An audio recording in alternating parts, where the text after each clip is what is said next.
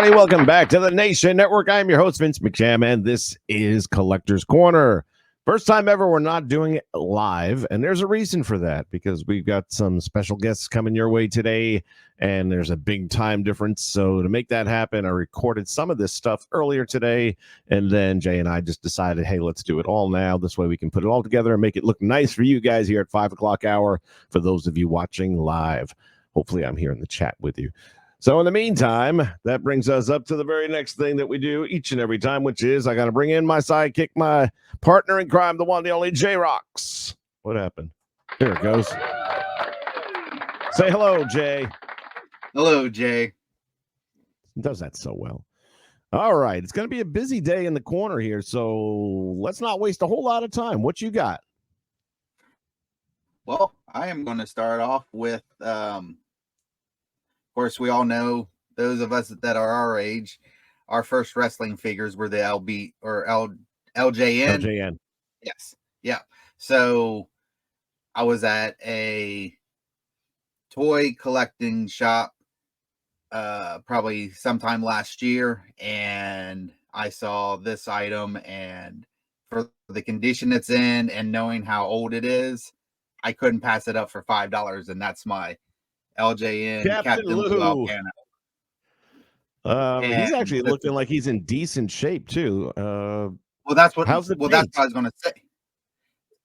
I mean, there's very little scuffing on him.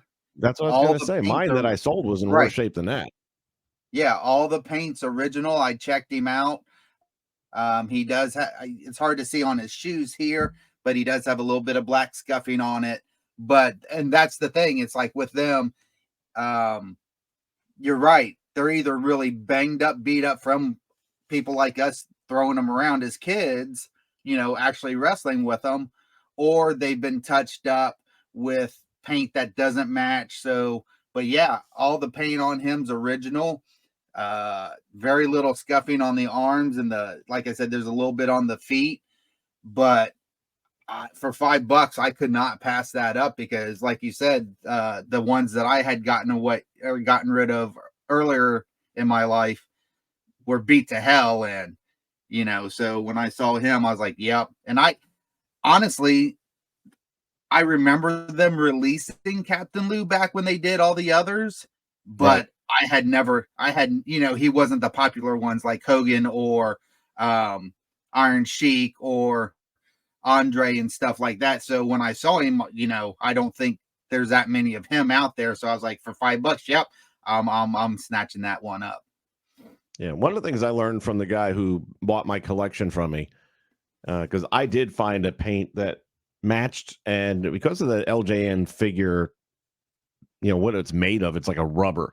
So you can't just use any paint on it, because it won't adhere, and then it'll be sticky, or it could even melt the figure itself.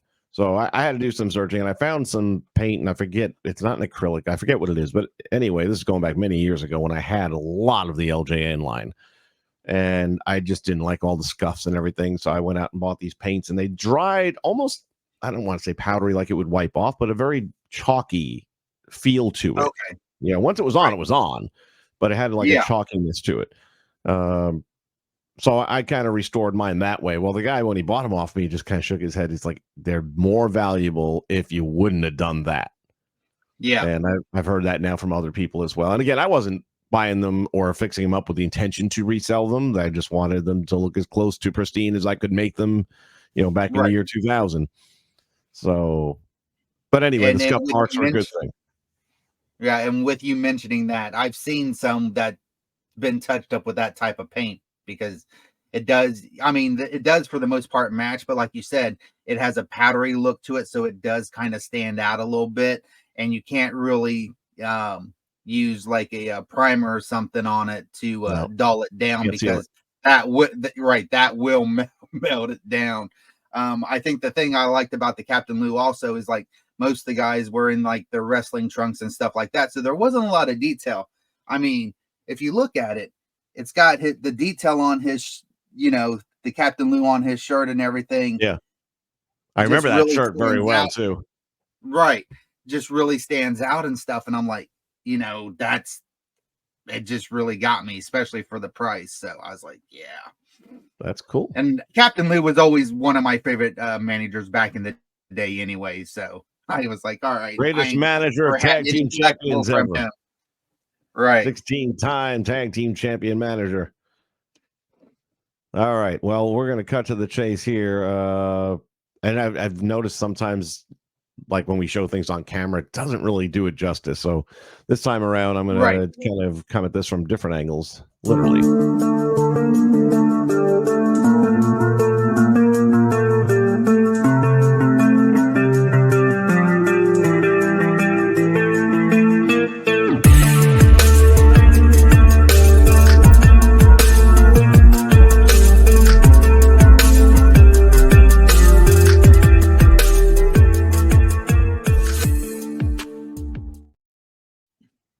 So we talked about it, and this was the belt I thought I was going to get first, right from the get-go. And then for some reason, I'm looking at the AWA, and it's like, I loved that belt. I've always loved the AWA belt since prior to this one's being in existence. And here's the funny thing. Out of all the belts I've currently got now, and there's only 2 more that I'm interested in, so it's almost coming to a close.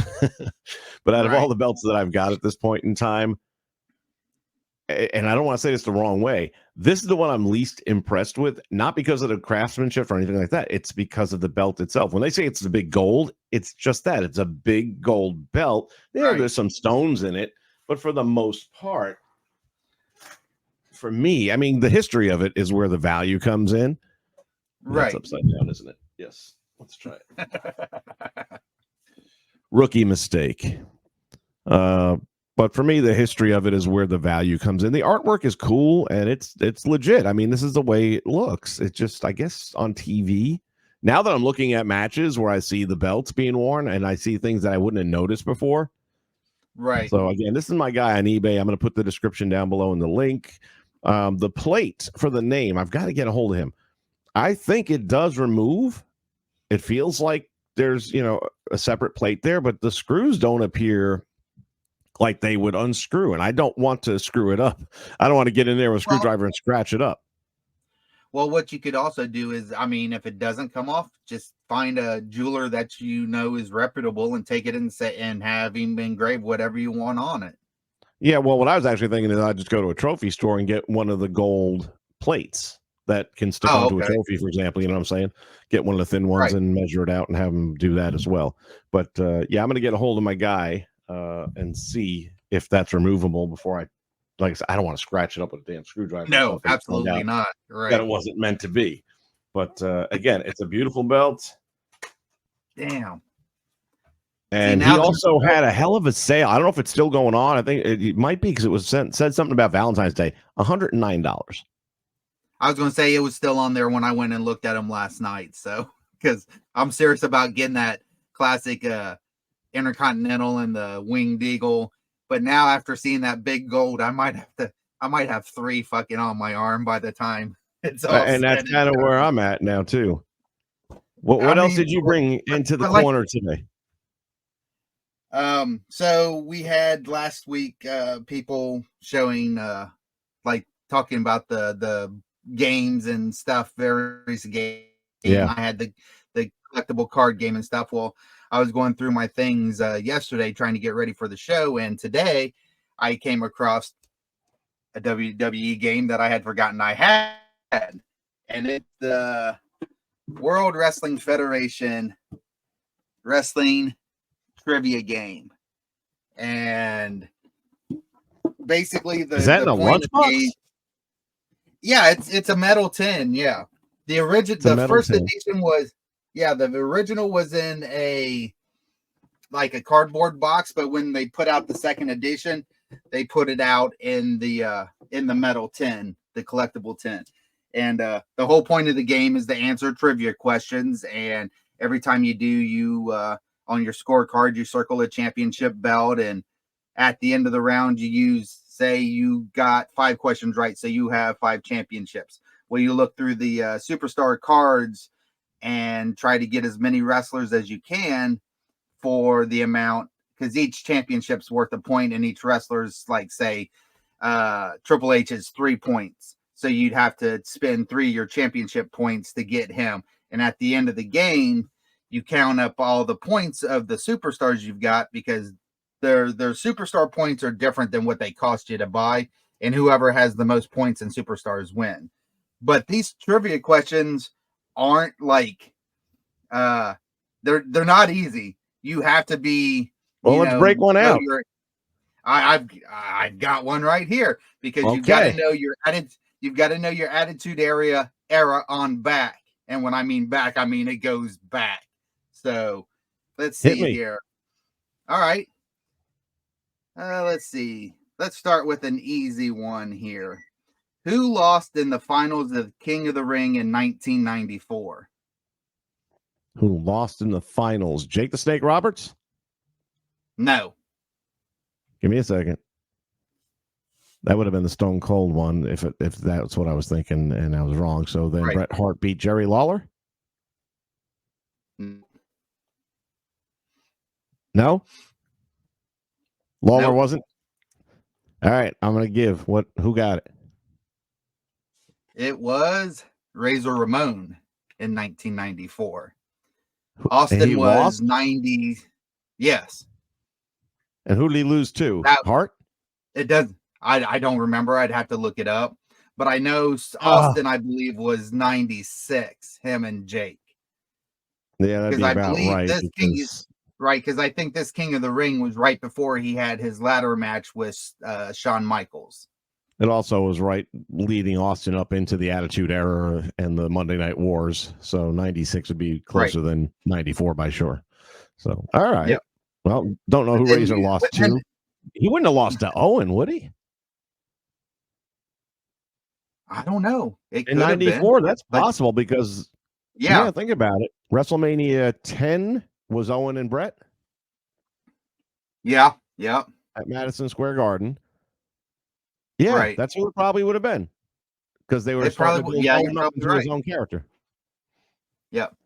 Now, like I said, it goes from like a question like that, which if you know your pay-per-views and stuff, you'd know the answer. Not saying we don't, but that is a little ways back, 94, But then it goes into questions like what Japanese wrestling star was Farouk trained by? He was trained? Yes. A lot of people would say otherwise. Farouk, Japanese. Masa Saito? That's a good guess, but it was actually Hiro Matsuda. Hiro Matsuda, okay. I wouldn't have thought of that. His wrestling style and his brutal nature in the ring, made me think of Saito. And then they have some of the questions are multiple choice, like Bobby Heenan's broadcast partner at Survivor Series 92 was either Gorilla Monsoon, Art Donovan, or Vince McMahon. And that's what event? Survivor Series 1992. Monsoon's partner would have been McMahon or who? Donovan? Or Gorilla Monsoon, yep.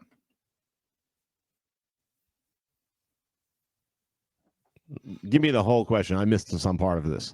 Okay. All right. Bobby Heenan's broadcast partner. Okay, that's what I'm missing. Yeah. Okay. Survivor Series had to be Monsoon. McMahon? It was actually Vince McMahon. Yep. Yeah, you know what? It's so easy to think of him and Monsoon. I guess that's a good trick question. It is. And see, that's the thing. It's like the first time I played it, there was a lot that I was like, oh, it's this. It's got to be this. I lost my ass on this game. And I love it because just like questions like that, you go back and you think about it, and after you done with the game, you go back and you look up the shit and go, holy fuck, that's correct. And it makes me have to, one, it keeps me on my toes with my wrestling knowledge, and two, it's good for younger people. Like I played with my nephew and stuff who, grew up in the 2000s and things. So he didn't know any of the old school stuff. And now it makes him go back and watch all the old stuff because he wants to know the answers to the questions and stuff. So it helps with that too. So I really like it. And like I said, there's questions in it that you're going, why the fuck are they like on that same card? Another question was, what industry did Farouk work in before he became a wrestler? What industry? I mean, I would think off the top of my head he was a bouncer at a bar because that's what a lot of them seem to have been. But I can see him either being in construction or loading docks. He actually worked in television. Shut up! What did he do? I don't know, but it's right there. Question you can't see it, but question. I don't number know, 4. but he was in television. He might have been on an episode of Cops, as the guy chased down the street or something. I don't know. Or what he did, but yeah, he had some knowledge of television, which that makes kind of sense because if you ever watch, if I get after questions like that, I go back and watch his stuff, and his stuff always seemed to be cut a little bit different. So, and his promos were different. So, him having an idea of how television worked might have played into that and stuff. So, it just makes you think about the different wrestlers when you read questions like that. Yeah, damned if it would have been a little better if you'd have known how wrestling actually works. Oh, yeah, right. All right. My last contribution this week, got some more video for you.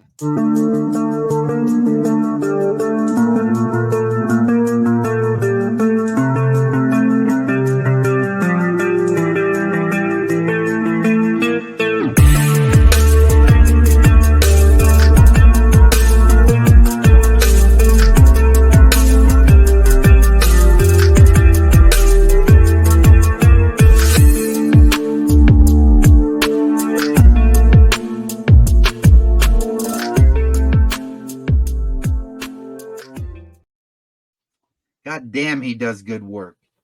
He does. And again, the videos and the images and the camera here, it doesn't do it justice as when you see it up close and personal. I had already ordered this last week before we went on, and you were talking about the belt that came right before this, which was the Bret Hart variation. This is the Attitude one. So again, what I prefer about this one myself is that upside down again. I know, man. I've only been a champion for a few minutes now. You got to let me get used to this. But are these guys here on the sides? Okay, with this one, it's part of the plate as opposed to the winged eagle that everyone refers to, where they're kind of just like the Saturn rings, kind of out there on their own. And I just feel like they're fragile that way. And not just because, again, these are 2mm plates. I'm guessing that the real deals are maybe 4mm. I've never bought a real one, so I don't know. But I can tell you that it's really well done. It's brass. The colors are phenomenal. They pop. Yeah. Again, I don't know that the camera can possibly do it justice. They got the stones in there, and I will link this guy's eBay store. Feel free to tell him that Vince sent you. I don't think it'll get you anything, but at least he knows that we're helping him out. Right. And who knows, maybe down the road he will give us some sort of a team discount or something. But that gets me all the way up to 4 now, and there's still 2 more I want to get, but ain't going to be immediately. That's going to have to just wait a little while now. But these prices have just been so good. When I see $109 for big gold. Yeah, because I've on like WWE shop, I think it's $390 for big gold, and I saw one at a flea market in a display case probably about 6 months ago, and they wanted $200 for it. So yeah, $109 for big gold. That's a fucking steal. Yep, I'm perfectly happy with it. Again, my commentary on the belt is of the belt itself and the design of the belt itself. Yeah. So far as this creation, it's beautiful. There's nothing that I have to knock about it. And I do think the plates are movable. I just want to get clarification before I try monkeying around with that screw. Maybe it just pops in and out. I don't want to mess with it until I know. So right. By next week, I'll have that answer. All right, we do have one more very special guest that we're going to be bringing on right now, and this is part of the reason why this is a recorded edition of Collector's Corner. Lenny Wrestling sent me a link to this guy's Twitter X page, and I'll put that in the description down below as well. And he is an animator. That's what he does, and is very talented when it comes to 3D sculpting. Now, as I mentioned to him, my dad's 80 years old, and the last couple of years has gotten into 3D sculpting, and I'm like, that's some bitch. Right. I can't even do that crap, and he's getting into it and doing all this stuff with my nephew and whatever.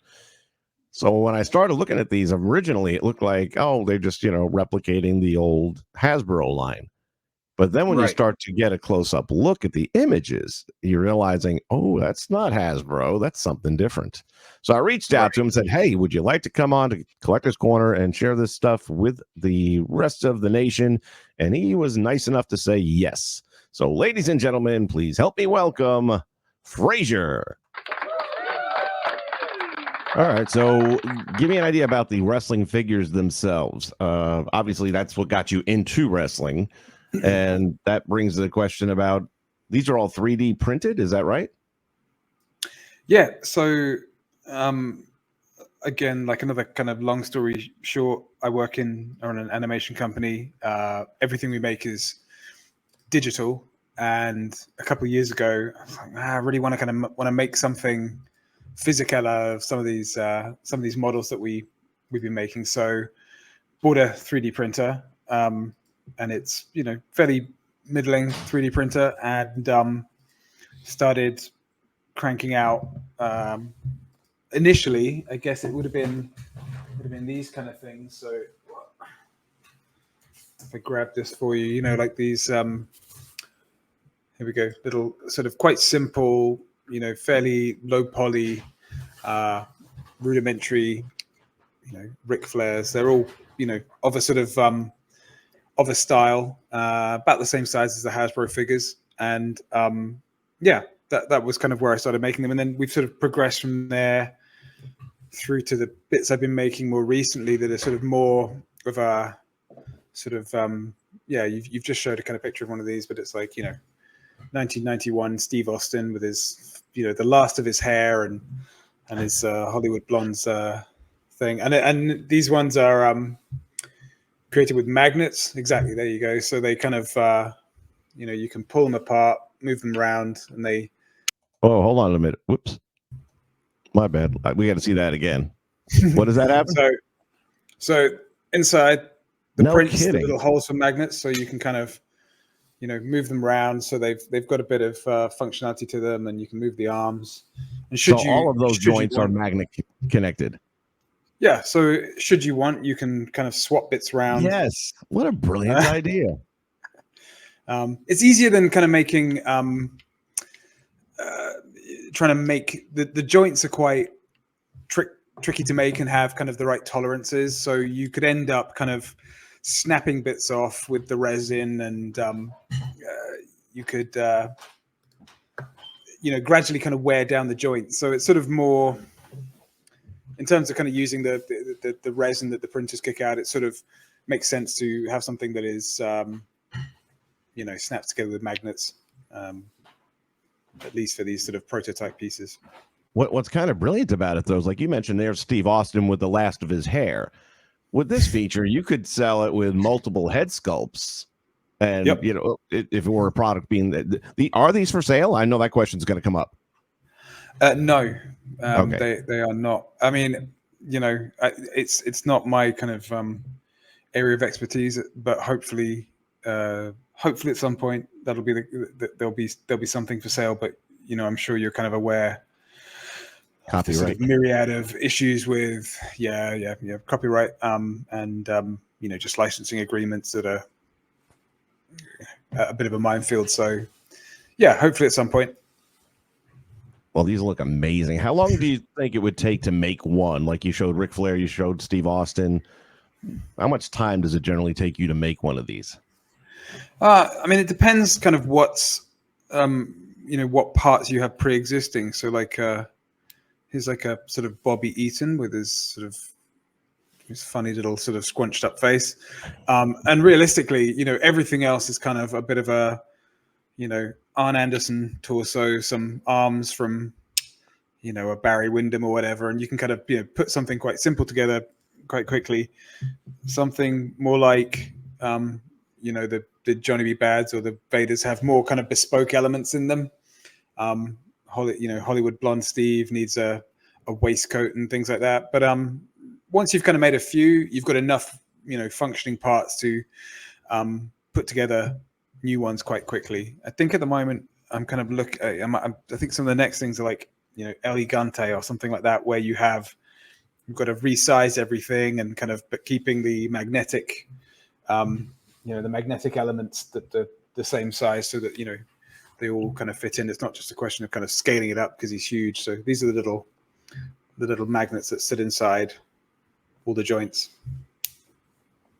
Okay, so now as we talk about the magnets, we talk about the figures, let's talk about the art background on this. Like, these face sculptures are so unique to anything else I've ever seen. Even, I think the most common would be the Hasbro line. When you look at these, that's the first thought that comes to my mind. And they had their own art style as well. But this is something totally unique. So I'm guessing that's all you, right? Yeah. I kind of started doing this as a means to learn box modeling. And so there's a sort of progression over time, if you followed my Instagram for a while, of them slowly getting better.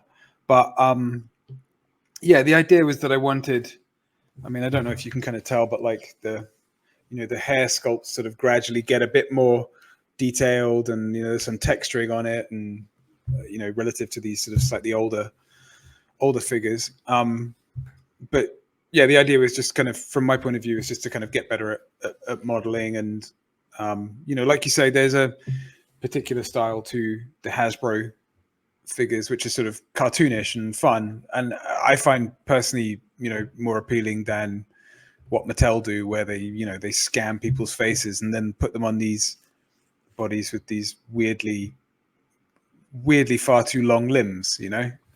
So I kind of prefer those slightly caricatured characters. So I've tried to kind of make them with fewer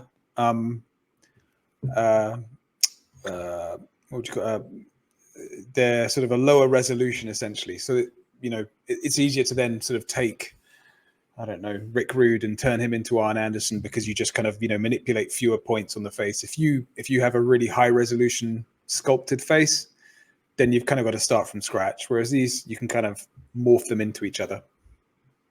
Yep, sounds great. Are you familiar by any chance with Ultra Pro Wrestling, an upcoming video game, independent? Yeah, I am. Yes. You had any conversations with them? Because I know they are talking about doing action figures for their wrestling lineup, and I think that you guys would be a heck of a partnership.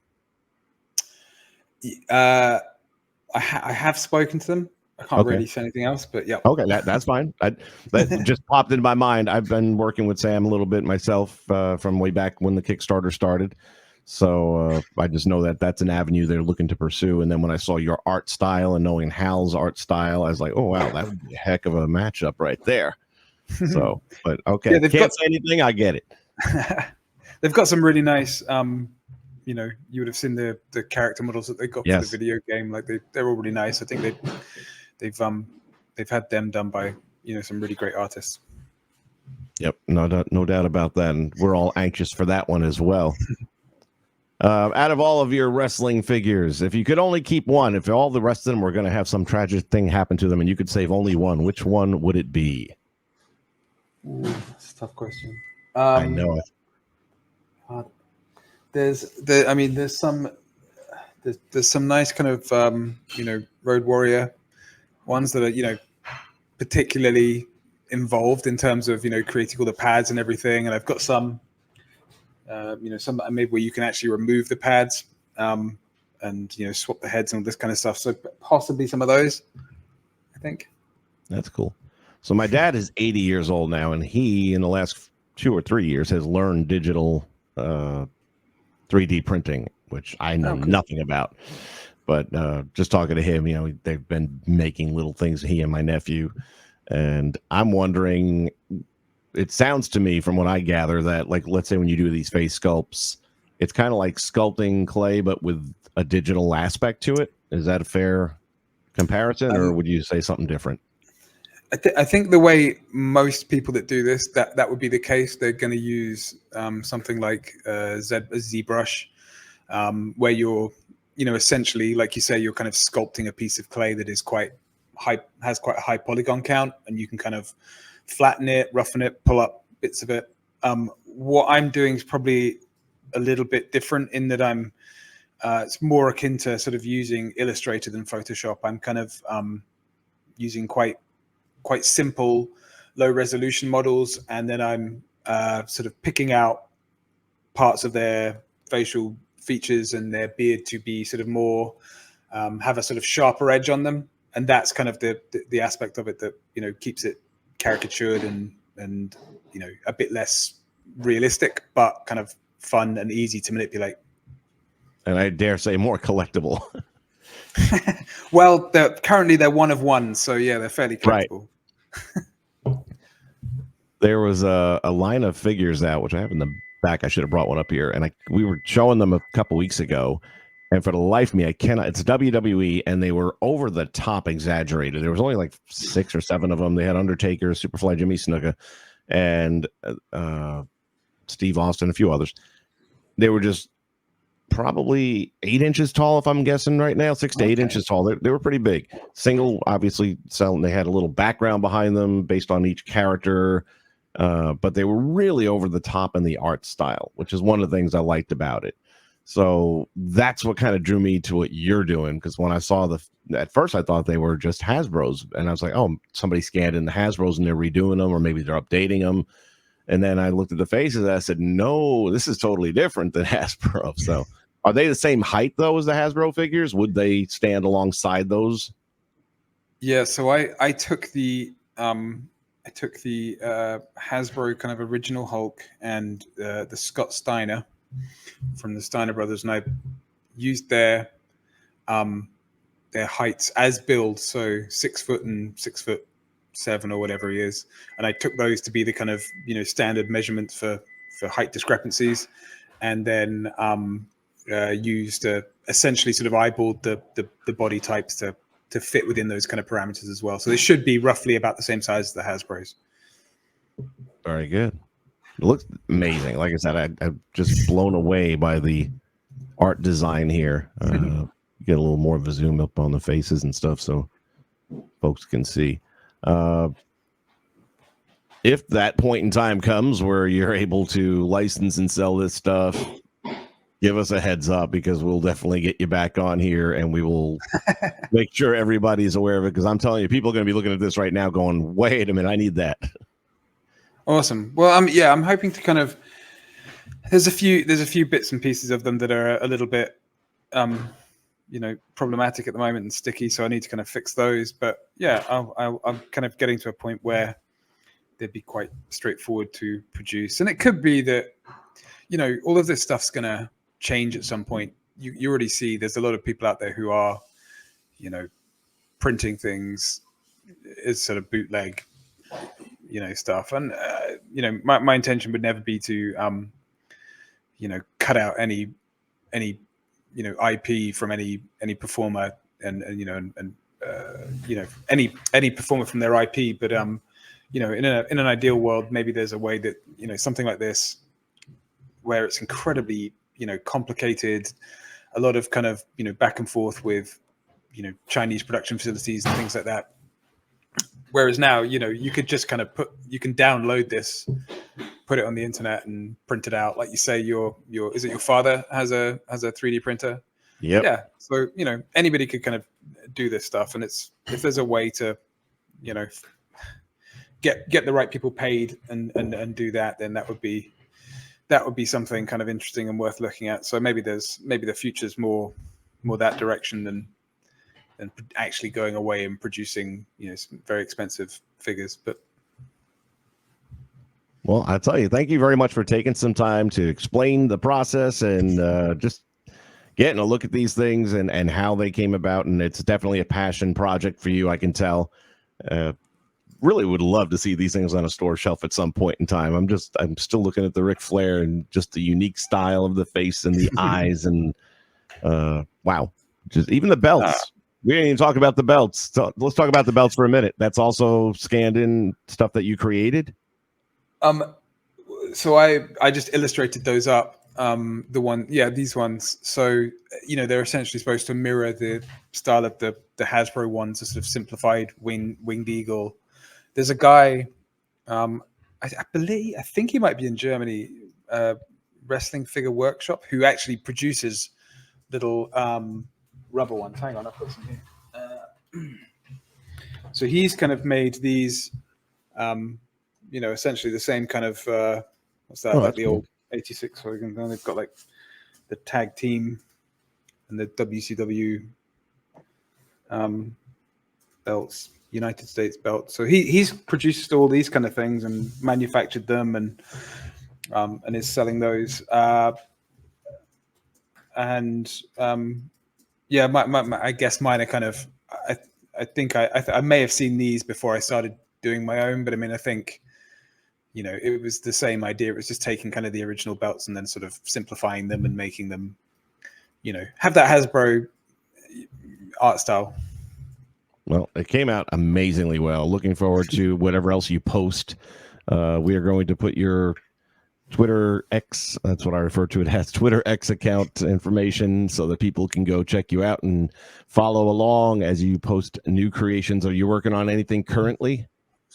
I'm just going to finish this kind of little series, and then I've got some ideas for how to kind of improve some of them further. But I put most of the stuff on the Instagram account, so that kind of has loads of process. It has all the images and there's a few background videos and things like that. That's all on our Instagram account, so I can give you those details. Very good. All right. Well, thanks again for taking some time out to be with us here today on Collector's Corner. Once again, ladies and gentlemen, Fraser Davidson.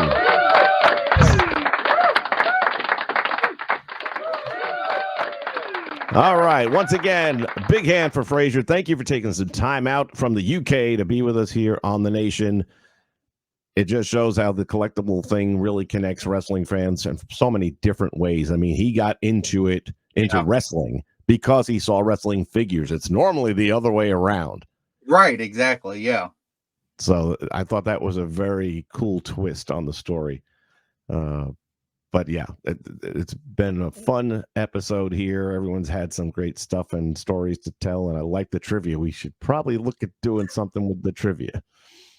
I got it. We can. Yeah, we'll figure something out because those are good questions. Those are not the type of questions like when we were doing PWI.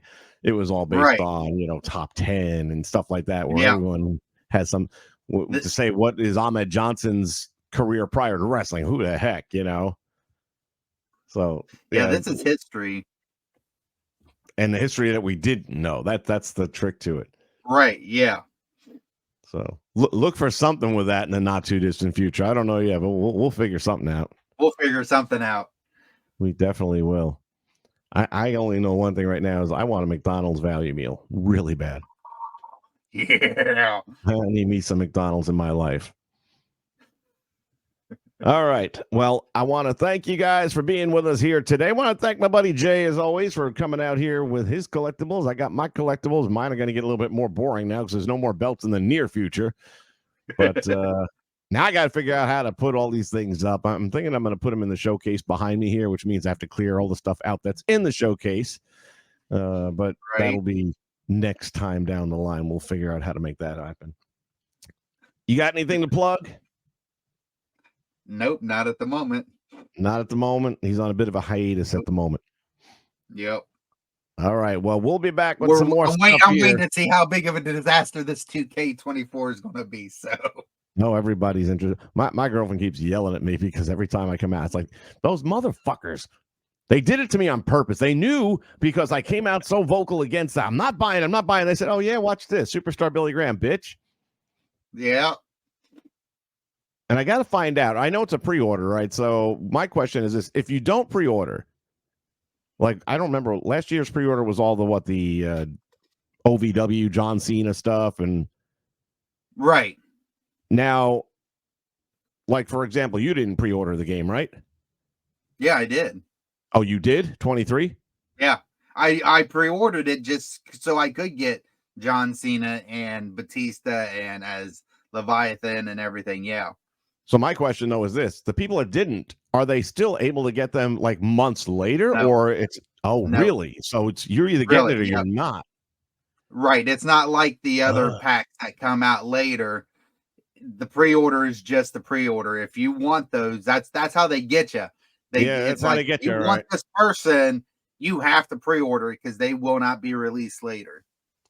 And again, this was targeted strictly at me because what 20-year-old, 18-year-old, 16-year-old even gives a shit about Superstar Billy Graham? Yeah, but the thing is, with it, to me, that don't hurt my heart that much, only because I had a great Superstar Billy Graham that Status had done in the And, Icons of Wrestling thing, and I was yep, just like, I can get past that one. So and I not get give it me too. this time. And I get it too, and that's been my logic. But the fact that they're going to Yeah, actually have a created one in the right. game, Yeah. and it'll have the entrance music and all that kind of good stuff.